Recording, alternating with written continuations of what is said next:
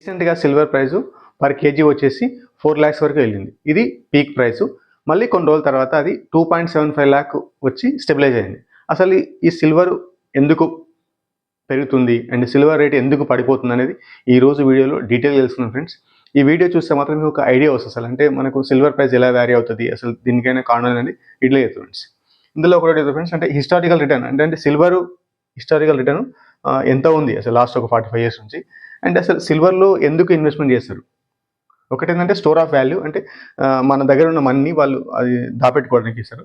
And ఇంకోటి ఏంటంటే మనకు సిల్వర్ మెటల్ కాబట్టి అది ఇండస్ట్రియల్ యూజ్ అనేది ఉంటుంది friends. And reasons for silver price, అసలు సిల్వర్ ప్రైస్ ఎందుకు రైజ్ అవుతుంది అసలు, and reasons for silver price fall, అసలు ఆ సిల్వర్ అనేది ఎందుకు దాని ప్రైస్ ఫాల్ అవుతుంది, రీజన్స్ ఏంటి, అండ్ ఫైనల్ కన్క్లూజన్ ఇది నా వ్యూ. ఇప్పుడు ఫ్రెండ్స్ అంటే ఫస్ట్ హిస్టారికల్ రిటర్న్ అనేది మనకు 1981లో మనకు సిల్వర్ ప్రైస్ వచ్చేసి మనకు పర్ కేజీ 2715 రూపీస్ ఉంది ఫ్రెండ్స్. అండ్ అదే మనకు సేమ్ సిల్వర్ ప్రైస్ ఫిబ్రవరి 2026లో అప్రాక్సిమేట్గా 4 lakhs ఉంది. మనం ఒకవేళ యావరేజ్గా ఒక 45 years నుంచి మనకి ఎంత రిటర్న్ వచ్చింది ఈ సిల్వర్ ప్రైస్ అనేది, ఎందుకంటే సిల్వర్ అనేది ఒక నాన్ ప్రొడక్టివ్ అసెట్ కాబట్టి దీనికి ఏంటంటే ఓన్లీ ప్రైస్ పెరిగితేనే దానికి రిటర్న్ వస్తుంది. ఎందుకంటే అది ఎటువంటి ప్రొడక్టివ్ అసెట్ కాదు కాబట్టి దానికి ఎటువంటి డివిడెండ్ కానీ లేకుంటే మన షేర్ మార్కెట్ లాగా కంపెనీ లాగా దానికి ఎటువంటి ఎక్స్ట్రా క్యాష్ అనేది రాదు. ఓకేనా ఫ్రెండ్స్. అండ్ మనకు 1981 నుంచి 2026 వరకు 45 years మనకి ఎంత రిటర్న్ వచ్చిందని చెప్తాం ఫ్రెండ్స్. ఇది future value equal to present value into 1+r⁴n. ఇదేంటంటే కంపౌండ్ ఇంట్రెస్ట్ ఫార్ములా. ఇక్కడ ఫ్యూచర్ వాల్యూ అంటే 4 lakhs అండ్ ప్రజెంట్ వాల్యూ అంటే 2715, అంటే మనం ఆ రోజుతో కంపేర్ చేస్తున్నాం కాబట్టి. And 1+r⁴n is equal to 4 lakhs divide by 2715. ఇది ఏమంటే 147.33 దీని వాల్యూ. అప్పుడు మనకు ఆర్ అనేది క్యాలిక్యులేట్ చేస్తే 11.73% వస్తుంది. అంటే యావరేజ్గా మనకి ఏంటంటే అప్రాక్సిమేట్గా 12% వస్తుంది. ఇదేంటంటే ఇక్కడ రీసెంట్గా మనకు 2024 నుంచి 26 వరకు 95,700 ఉన్నది 4 lakhs వరకు వచ్చింది. అంటే ఆల్మోస్ట్ లైక్ 4 times పెరిగింది. అంటే ప్రతి 1 yearకు డబల్ అయింది. అంటే ప్రతి 1 year డబల్ అయింది అంటే 100% రిటర్న్ వచ్చింది. ఒకవేళ మనకి ఈ 3 yearsను తీసేస్తే మనకు 1981 నుంచి 2024 తీసుకుంటే మనకి యావరేజ్గా 8% కన్నా ఎక్కువ రాలేదు ఫ్రెండ్స్. కాబట్టి మనకు రిటర్న్ వచ్చింది మొత్తం లాస్ట్ ఒక 2 yearsని అది 4 times అయింది కాబట్టి మనకి యావరేజ్గా 12% వస్తుంది. ఒకవేళ మనకు ఈ లాస్ట్ 3 years తీసేస్తే మాత్రం మనకు యావరేజ్గా 8% అనేది రిటర్న్ వస్తుంది ఫ్రెండ్స్. అండ్ ఇక్కడ ఏంటంటే స్పెక్యులేషన్ ఎక్కువ ఉన్నట్టు మీనింగ్ ఇక్కడ సడన్గా స్పెక్యులేషన్ జరిగింది కాబట్టి ఈ ప్రైస్ అనేది పెరిగింది. అండ్ నెక్స్ట్ ఫ్రెండ్స్ అంటే స్టోర్ ఆఫ్ వాల్యూ. ఏదైనా సరే ఒక చాలామంది ఇన్వెస్టర్స్ ఒకవేళ ఎకనామిక్ కండిషన్స్ బాగాలేనప్పుడు, ఎందుకంటే ఎకనామిక్ కండిషన్స్ బాగాలేనప్పుడు కంపెనీలు కూడా పర్ఫామ్ చేయలేవు. ఆ కంపెనీలు పర్ఫామ్ చేయలేకుంటే ఏంటంటే చాలామంది ఇన్వెస్టర్స్ వాళ్ళు షేర్ మార్కెట్లో ఇన్వెస్ట్మెంట్ చేయలేకపోతారు. అలా చేయలేనప్పుడు ఏంటంటే వాళ్ళ దగ్గర ఉన్న క్యాష్, వాళ్ళ దగ్గర ఉన్న మనీ అనేది అది ఇన్ఫ్లేషన్ వల్ల దాని వాల్యూ పడిపోతుంది. అలా ఇన్ఫ్లేషన్ వల్ల దాని వాల్యూ పడిపోకుండా ఉండాలంటే వాళ్ళు హార్డ్ అసెట్ పైన ఇన్వెస్ట్మెంట్ చేస్తారు. ఏ విధంగా హార్డ్ అంటే మనకు ఒకవేళ అది రియల్ ఎస్టేట్ కానీ లేకుంటే గోల్డ్ కానీ సిల్వర్ కానీ కాపర్ కానీ ఏంటంటే ప్రీషియస్ మెటల్స్ పైన వాళ్ళు ఇన్వెస్ట్మెంట్ చేస్తారు. ఇలా ఇన్వెస్ట్మెంట్ చేయడం వల్ల ఏంటంటే ఒకవేళ అది దానికి వాళ్ళ దగ్గర ఉన్న మనీ వాల్యూ స్టోర్ అవుతుంది. ఎట్ ద సేమ్ టైం ఈ మెటల్స్కి ఏంటంటే వీళ్ళకు ఇండస్ట్రియల్ పర్పస్ యూజ్ ఉంటుంది కాబట్టి ఫ్యూచర్లో దానికి డిమాండ్ వస్తుంది అని ఎక్స్పెక్ట్ చేసి చాలామంది వాల్యూని స్టోర్ చేసుకోనికే ప్రీషియస్ మెటల్స్లో హార్డ్ అసెట్లో ఇన్వెస్ట్మెంట్ చేస్తారు. అండ్ ఇండస్ట్రియల్ యూజ్ అంటే మనము సిల్వర్ కానీ గోల్డ్ కానీ వీటికి ఇండస్ట్రియల్ యూజ్ ఉంటుంది. ఎందుకంటే మనకు ఎలక్ట్రానిక్ చిప్లో కానీ లేకుంటే గ్రీన్ ఎనర్జీ ఇనిషియేటివ్ తీసుకున్నప్పుడు అందులో వాళ్ళు యూజ్ చేస్తారు కాబట్టి వాటి ఇండస్ట్రియల్ యూజ్ ఉంటుంది కాబట్టి దానివల్ల వీళ్ళు మెటల్స్లో ఇన్వెస్ట్మెంట్ చేస్తారు. ఒకవేళ ఎకనామిక్ కండిషన్ మంచిగా ఉంటే వాళ్ళు మళ్ళీ ప్రాఫిట్ బుక్ చేసుకుని మళ్ళీ they will come to equity మార్కెట్లో షేర్ మార్కెట్లో కంపెనీలో ఇన్వెస్ట్మెంట్ చేస్తారు. అండ్ ఫ్రెండ్స్ అండ్ నెక్స్ట్ ఏంటంటే రీజన్స్ ఫర్ సిల్వర్ ప్రైస్, అసలు ఎందుకు సిల్వర్ ప్రైస్ ఎందుకు పెరుగుతుంది అంటే ఇందులో నేను ఒక 6 reasons చెప్తాను friends. Supply demand miss match. ఏంటంటే మెటల్ అనేది మనకు నార్మల్గా వాళ్ళు మనకు మైనింగ్ చేసి తీస్తారు. ఒకవేళ ఇండస్ట్రియల్ పరంగా ఎక్కువ యూజ్ ఉన్నప్పుడు ఒకవేళ వాళ్ళ ప్రొడక్షన్ తక్కువ ఉందనుకో, అలాంటప్పుడు డిమాండ్ సప్లై మిస్ మ్యాచ్ వల్ల ఒకవేళ సప్లై తక్కువ ఉండి డిమాండ్ ఎక్కువ ఉంటే దానివల్ల ప్రైస్ అనేది పెరుగుతుంది. ఎందుకంటే ఎప్పుడైనా సరే గవర్నమెంట్ ఏమన్నా ఇనిషియేటివ్ తీసుకున్నప్పుడు అంటే గ్రీన్ ఎనర్జీ గురించి కానీ లేకుంటే ఎలక్ట్రిక్ వెహికల్ గురించి ఎనర్జీ అలాంటి తీసుకున్నప్పుడు వాటికి అందులో ఉన్న పార్ట్స్కు సిల్వర్ అనేది ఉపయోగపడుతుంది. దానివల్ల ఏంటంటే చాలామంది ఎక్కువ కొనడానికి ట్రై చేస్తారు కంపెనీ వాళ్ళు అంటే స్టాక్ చేసుకోనికి. అలాంటప్పుడు కూడా డిమాండ్ సప్లై మిస్ మ్యాచ్ వల్ల కూడా సిల్వర్ ప్రైస్ అనేది పెరుగుతుంది. And green energy and industrial plan. ఒకవేళ గ్రీన్ ఎనర్జీ అంటే మామూలుగా మనకు సోలార్ అండ్ మనకు 5G కానీ అండ్ ఎలక్ట్రిక్ వెహికల్స్ కానీ ఇలాంటి గ్రీన్ ఎప్పుడైతే మనకు గవర్నమెంట్ ఇనిషియేటివ్స్ తీసుకున్నప్పుడు గ్రీన్ అంటే రిన్యూవబుల్ ఎనర్జీ సోర్సెస్, అలాంటప్పుడు వాటికి సిల్వర్ అనేది ఒక రా మెటీరియల్. వాటి ఎలక్ట్రానిక్ కాంపోనెంట్లు కానీ లేకుంటే ఎలక్ట్రికల్ కాంపోనెంట్ కానీ 5G కానీ వీటికి అందులో రా మెటీరియల్ వచ్చే సిల్వర్. కాబట్టి ఒకవేళ గవర్నమెంట్ ఎలాంటి ఇనిషియేటివ్ తీసుకున్నప్పుడు సిల్వర్కి డిమాండ్ ఉంటుంది కాబట్టి దానివల్ల కూడా సిల్వర్ ప్రైస్ అనేది పెరుగుతుంది. అండ్ నెక్స్ట్ ఏంటంటే జియో పొలిటికల్ అన్సర్టనిటీ అంటే ఇప్పుడు ట్రంప్ సార్ మనకి ఇండియా పైన కానీ చైనా పైన కానీ అంటే ప్రతి కంట్రీ పైన టారిఫ్ వార్ వేస్తుంది. అలా టారిఫ్ వార్ వేసినప్పుడు ఏమవుతుందంటే ఆ కంపెనీ యొక్క ఎకనామిక్ కండిషన్స్ మంచిగా ఉండవు కాబట్టి, అంటే కంట్రీలో ఉన్న కంపెనీ డెవలప్ కాలేదు కాబట్టి, అలాంటప్పుడు ఇన్వెస్టర్స్ చాలా వరకు ఏంటంటే వాళ్ళు కూడా సేమ్ హార్డ్ అసెట్స్ పైన ఇన్వెస్ట్మెంట్ చేస్తారు. అలాంటి హార్డ్ అసెట్ పైన ఇన్వెస్ట్ చేసినప్పుడు సిల్వర్ కూడా ఒక మంచి ప్రీషియస్ మెటల్ కాబట్టి, హార్డ్ అసెట్ కాబట్టి అందులో ఇన్వెస్ట్మెంట్ చేస్తారు. అది ఏ విధంగా ఇన్వెస్ట్ చేయొచ్చు? ఒకవేళ త్రూ క్యాపిటల్ మార్కెట్లో ఏ విధంగా ఇన్వెస్ట్ చేస్తారంటే సిల్వర్ ఈటీఎఫ్లు కానీ లేకుంటే సిల్వర్ మ్యూచువల్ ఫండ్స్లో కానీ ఇన్వెస్ట్మెంట్ చేస్తారు.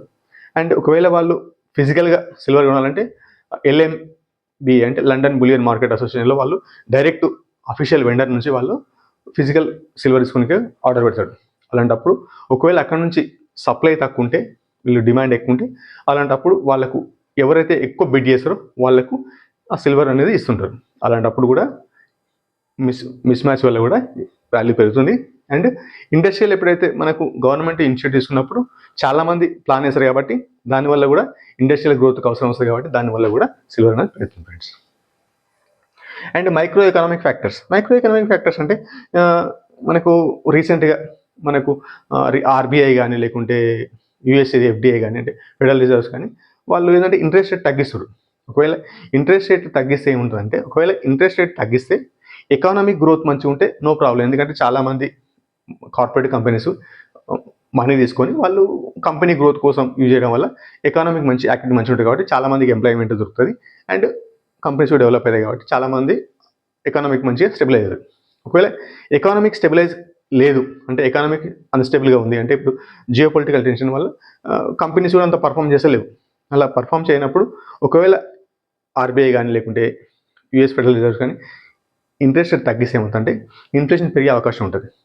అలా ఇన్ఫ్లేషన్ పెరిగే అవకాశం ఉన్నప్పుడు ఇన్వెస్టర్స్ ఎక్కడ ఇన్వెస్ట్మెంట్ చేయాలో తెలియక అలాంటప్పుడు ప్రీషియస్ మెటల్స్లో ఇన్వెస్ట్మెంట్కి ట్రై చేస్తారు. ప్రీషియస్ మెటల్స్లో సిల్వర్ కూడా ఒకటి కాబట్టి సిల్వర్లో ఇన్వెస్ట్మెంట్ చేస్తారు. ఇది కంప్లీట్గా జియో పొలిటికల్ కండిషన్స్ వల్ల. And investment and speculation flow. Investment అంటే చాలా వరకు ఏంటంటే ఒకవేళ ఎకనామిక్ కండిషన్స్లో అన్సర్టనిటీ ఉన్నప్పుడు ఫస్ట్ స్టార్టింగ్ లెవెల్లో హై నెట్వర్త్ ఇండివిజువల్స్ కానీ లేకుంటే ఫారిన్ ఇన్వెస్టర్స్ కానీ FIIs కానీ లేకుంటే DIs కానీ వాళ్ళు ఏంటంటే ఎకనామిక్ కండిషన్స్ బాగాలేవు కాబట్టి కంపెనీ గ్రోత్ లేదు కాబట్టి వాళ్ళు స్టార్టింగ్ లెవెల్లో వాళ్ళు సిల్వర్ మ్యూచువల్ ఫండ్లో కానీ సిల్వర్ ETFలో కానీ నార్మల్ ఇన్వెస్ట్మెంట్ చేస్తుంటారు. ఒకవేళ ఎప్పుడైనా సరే వాల్యుయేషన్ చాలా ఎక్కువైనప్పుడు చాలామంది ఇన్వెస్టర్స్ సిల్వర్లో ఇన్వెస్ట్మెంట్ చేసి చాలా వరకు ప్రాఫిట్ వస్తుందని చాలామంది ఇన్వెస్ట్మెంట్ చేస్తున్నారు. అంటే మనకు స్పెక్యులేషన్ మోడ్లో. ఇలాంటి స్పెక్యులేషన్ మోడ్ వచ్చినప్పుడు కూడా చాలా వరకు ఎటువంటి ఫండమెంటల్ లేకుండా సిల్వర్ ప్రైస్ అనేది పెరిగింది ఫ్రెండ్స్. దీనికి ఏంటంటే కంప్లీట్గా రిటైల్ ఇన్వెస్టర్స్ చాలా వరకు ఎందులో తెలియకుండా ఇన్వెస్ట్మెంట్ చేశారు. కానీ మార్కెట్ పడిపోతుంది కాబట్టి వాళ్ళు చాలా వరకు ఇప్పుడు భయపడుతున్నారు. అండ్ మ్యానుఫ్యాక్చరింగ్ కన్జంప్షన్స్ ఇంతకుముందు చెప్పిన కదా ఫ్రెండ్స్, ఏంటంటే మనకు ఎప్పుడైనా సరే green energy and renewable energy అలాంటి లాజిక్ మాట్లాడి గవర్నమెంట్ ఒకవేళ అట్లాంటి ప్రోగ్రామ్లు అలాంటివి ఏమన్నా స్కీములు చేస్తే మాత్రం అందులో సిల్వర్ కూడా ఒక రా మెటీరియల్ కాబట్టి అందులో అంటే ఎలక్ట్రానిక్ కాంపోనెంట్లో లేకుంటే ఎలక్ట్రిక్ వెహికల్ యూజ్ చేసే కాంపోనెంట్లో అండ్ సోలార్ ప్యానెల్ తయారు చేసినప్పుడు మ్యానుఫ్యాక్చరింగ్ చేసినప్పుడు అందులో సిల్వర్ అనేది ఒక మంచి రా మెటీరియల్. అలాంటప్పుడు కూడా అలాంటి గవర్నమెంట్ ఇనిషియేటివ్స్ అయినప్పుడు కూడా అది సిల్వర్ ప్రైస్ పెరిగే అవకాశం ఉంటుంది ఫ్రెండ్స్. ఇంతవరకు మీ వీడియోస్ అయితే లైక్ చేయండి ఫ్రెండ్స్. నేను చెప్పే కాన్సెప్ట్ మీకు మంచి అనిపిస్తే మీ ఫ్రెండ్స్కి ఫార్వర్డ్ చేయండి. ఇంతవరకు ఏంటంటే అసలు సిల్వర్ ప్రైస్ ఎందుకు పెరుగుతుందని రీజన్స్ తెలుసుకున్నాం ఫ్రెండ్స్. ఇప్పుడు అంటే సిల్వర్ ప్రైస్ ఎందుకు తగ్గుతుంది అంటే పాసిబుల్ రీజన్స్ ఏమై ఉండొచ్చు. ఎందుకని సడన్గా 4 lakhs నుంచి 2.75 lakh వరకు వచ్చి స్టెబిలైజ్ అయింది అంటే ఇది విత్ ఇన్ 1 monthలోనే. కాబట్టి దానికి రీజన్స్ ఏముండొచ్చు అని చెప్తాను. ఒకటి ఇందులో ఒకటి ఏంటంటే స్పెక్యులేషన్ ఇంక్రీజ్ ఓవర్ ఫండమెంటల్స్. మామూలుగా స్టార్టింగ్లో ఇన్వెస్ట్మెంట్ చేసినప్పుడు చాలామంది ఇన్వెస్టర్స్ ఫండమెంటల్ చూసి ఇన్వెస్ట్మెంట్ చేస్తుంటారు. కానీ ఒకవేళ ఆ ఫండమెంటల్ చూసి ఇన్వెస్ట్మెంట్ చేసినప్పుడు ఒకవేళ డిమాండ్ సప్లై మిస్ మ్యాచ్ అయినప్పుడు దాని ప్రైస్ అనేది పెరుగుతుంది. ఇది నార్మల్గా జరిగే ప్రాసెస్. ఒకవేళ చాలామంది ఇన్వెస్టర్స్ అంటే రిటైల్ ఇన్వెస్టర్స్ అంటే వాళ్ళకి తెలియదు చాలా వరకు ఇన్వెస్ట్మెంట్ గురించి, దాని ప్రైస్ని చూసి చాలామంది ఇన్వెస్ట్మెంట్ చేస్తారు. అలా ఇన్వెస్ట్మెంట్ చేసినప్పుడు అది ఇన్వెస్ట్మెంట్ నుంచి ఒక స్పెక్యులేషన్ మోడ్కి వెళ్తుంది. అలా స్పెక్యులేషన్ మోడ్కి వెళ్ళినప్పుడు చాలామంది ముందే ఎంట్రీ అయిన ఇన్వెస్టర్స్ అంటే బిగ్ పర్సన్స్ అంటే FIIs కానీ లేకుంటే HNIs కానీ వాళ్ళు ముందే ఎంట్రీ అయి ఉంటారు. కాబట్టి వాళ్ళు ఒకవేళ ప్రైస్ వాళ్ళకి విత్ ఇన్ వన్ ఇయర్లోనే డబల్ అయితే వాళ్ళకు మంచి రిటర్న్ కదా. కాబట్టి వాళ్ళు ఒకసారి హై ప్రైస్ వచ్చినప్పుడు వాళ్ళు అమ్మేసుకుంటారు. దీనివల్ల రిటైల్ ఇన్వెస్టర్స్ అందులో ట్రాప్ అవుతారు ఫ్రెండ్స్. కాబట్టి ఇది కూడా స్పెక్యులేషన్ ఎక్కువ ఉంది కాబట్టి దానివల్ల కూడా చాలామంది అమ్ముకున్నారు. కాబట్టి సిల్వర్ ప్రైస్ అనేది పడిపోతుంది. అంటే next industries postpone for silver buying. ఎందుకంటే గ్రీన్ ఎనర్జీ కానీ లేకుంటే ఎలక్ట్రిక్ వెహికల్ కానీ అందులో మనకు కాంపోనెంట్ తయారు చేయడానికి సిల్వర్ అనేది ఒక రా మెటీరియల్, ముడి సరుకు. ఒకవేళ ఆ రా మెటీరియల్ ప్రైస్ పెరిగినప్పుడు వాళ్ళు ఎక్కువ కొనడానికి ఇష్టపడరు. వాళ్ళు ఏంటంటే అరే ప్రైస్ చాలా ఎక్కువ ఉంది కదా, ఓకే ప్రైస్ డౌన్ కానీ లేకుంటే ప్రైస్ స్టెబిలైజ్ ఎంత కొందామని అనుకుంటారు. ఒకవేళ డిమాండ్ లేనప్పుడు ఒకవేళ మెటల్ మైనింగ్ చేసినప్పుడు వాటికి డిమాండ్ ఉంది కాబట్టి దాని ప్రైస్ అనేది ఆటోమేటిక్గా పడిపోతుంది ఫ్రెండ్స్. ఇది కూడా ఒక reason. And recycle of silver May increase. ఏంటంటే ఒకవేళ ఒక సిల్వర్ ప్రైస్ చాలా ఎక్కువ ఉంది కాబట్టి వాళ్ళు ఏంటంటే ఒకవేళ ఇండస్ట్రియల్ ప్రాసెస్లో ఒకవేళ వాళ్ళు ఆల్రెడీ ఇండస్ట్రీస్ ఐటమ్స్లో అంటే కాంపోనెంట్లో యూజ్ చేసినప్పుడు సిల్వర్ ప్రైస్ పెరుగుతుంది కాబట్టి దాన్ని ఒకవేళ వాళ్ళు రీసైకిల్ చేసే ఛాన్స్ ఉందా, ఏమైనా ఇన్నోవేటివ్ మెథడ్స్ ఉన్నాయా, రీసైకిల్ ప్రాసెస్ ఉన్నాయా? ఒకవేళ అలాంటి రీసైకిల్ ప్రాసెస్ ఒకవేళ వాళ్ళు కొత్తగా ఇన్వెషన్ చేస్తే మాత్రము ఆల్రెడీ న్యూ ప్రొడక్షన్ ఆఫ్ సిల్వర్కు అంత డిమాండ్ ఉండకపోవచ్చు. దానివల్ల కూడా చాలామంది ఇన్వెస్టర్స్ లో లెవెల్లో పోయిన వాళ్ళు చాలా వరకు వాళ్ళు ప్రాఫిట్ బుక్ చేసుకుని వెళ్తారు ఫ్రెండ్స్. దీనివల్ల కూడా సిల్వర్ ప్రైస్ తగ్గుతుంది. And alternative to silver May increase. ఎందుకంటే సిల్వర్ అనేది ఒక రా మెటీరియల్ కాబట్టి ఇది ఒకవేళ దీనితో ఈక్వలెంట్గా ఏమైనా ఎఫిషియంట్ మెటల్స్ ఏమైనా రీప్లేస్మెంట్ చేయగలవా? ఒకవేళ అలాంటి రీసెర్చ్ జరిగిందనుకో, అలాంటప్పుడు సిల్వర్కు డిమాండ్ లేకపోవచ్చు. కాబట్టి సిల్వర్ను ఎవరు ఇండస్ట్రియల్ పర్పస్ యూజ్ చేయకపోవచ్చు. ఒకవేళ ఇండస్ట్రియల్ పర్పస్ యూజ్ చేయకుంటే ఆ సిల్వర్ ప్రైస్ అనేది పడిపోయే అవకాశం ఉంటుంది ఫ్రెండ్స్. ఎందుకంటే ఇవన్నీ పాసిబుల్ రీజన్స్. ఇలాంటి పాసిబుల్ రీజన్స్ చూసే చాలామంది బిగ్ ఇన్వెస్టర్స్ అమ్ముతారని ఒక expectations. And booking profit by investors and leverage positions. చాలామంది ఇన్వెస్టర్స్ ముందే ఇన్వెస్ట్మెంట్ చేసి ఉంటారు కాబట్టి లాజికల్ ఇన్వెస్టర్స్ వాళ్ళు మంచి రిటర్న్ వచ్చింది విత్ ఇన్ 1 year డబల్ అయింది కాబట్టి వాళ్ళు చాలా వరకు అమ్మేసుకుంటారు. అదొక రీజన్. ఒకవేళ కొంతమంది అంటే ఫ్యూచర్ అండ్ ఆప్షన్స్లో కమ్యూనిటీలో ప్రీమియం పేమెంట్ చేసి వాళ్ళు పొజిషన్ తీసుకుంటారు. ఒకవేళ అది ప్రైస్ ఒకసారి ఫాలో అవ్వడం స్టార్ట్ అయితే వాళ్ళ యొక్క పొజిషన్స్ అనేది స్క్వేర్ ఆఫ్ అయిపోతాయి.